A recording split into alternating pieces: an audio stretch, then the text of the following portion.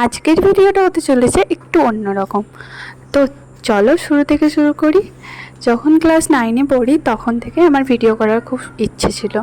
তখন তো নিজস্ব ফোন ছিল না, কিন্তু আমার বাড়ির ফোন থেকেই আমি টিকটক ভিডিও শুরু করলাম।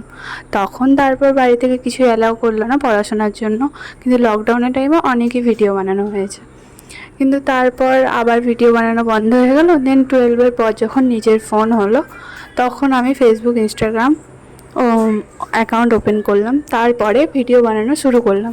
কিন্তু কখনো ভাবিনি যে আমি নিজের জন্য মানে ভিডিওর জন্য কিছু কিনতে পারবো বা বাড়ি থেকেও সেটা অ্যালাউ করবে।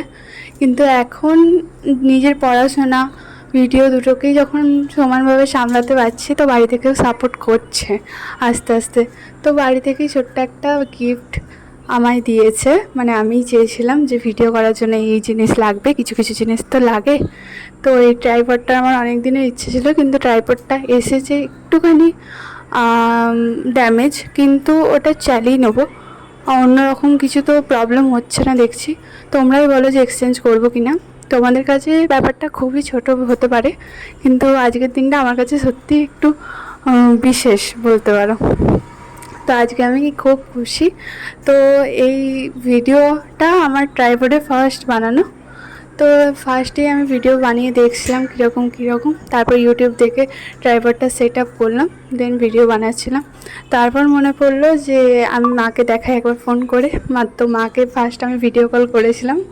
তো মাও দেখে খুব খুশি হয়েছে। আমি ভেবেছিলাম না একটু হয়তো অন্যরকম কিছু বলবে, যে না পড়াশোনাটাও কর, কিন্তু সেরকম কিছু বলেনি। বললো হ্যাঁ যা করবি ভদ্রভাবে কর, যেন কেউ কিছু না বলতে পারে। আর এই ট্রাইপডে আমার প্রথম ছবি আর ভিডিও তোমাদের সাথে শেয়ার করলাম। কেমন লাগছে জানিও। ব্যাপারটা তোমাদের কাছে খুবই ছোট জানি, কিন্তু আমার কাছে খুবই আনন্দের। তো আমার ভিডিও যদি তোমাদের ভালো লাগে, আমার পেজটা ফলো করে আর ইউটিউবটা সাবস্ক্রাইব করে দিও। আর ইনস্টাগ্রাম আইডিটা তো আমার প্রোফাইলে আছেই। তো চলো নেক্সট কোনো ভিডিওতে দেখা হচ্ছে।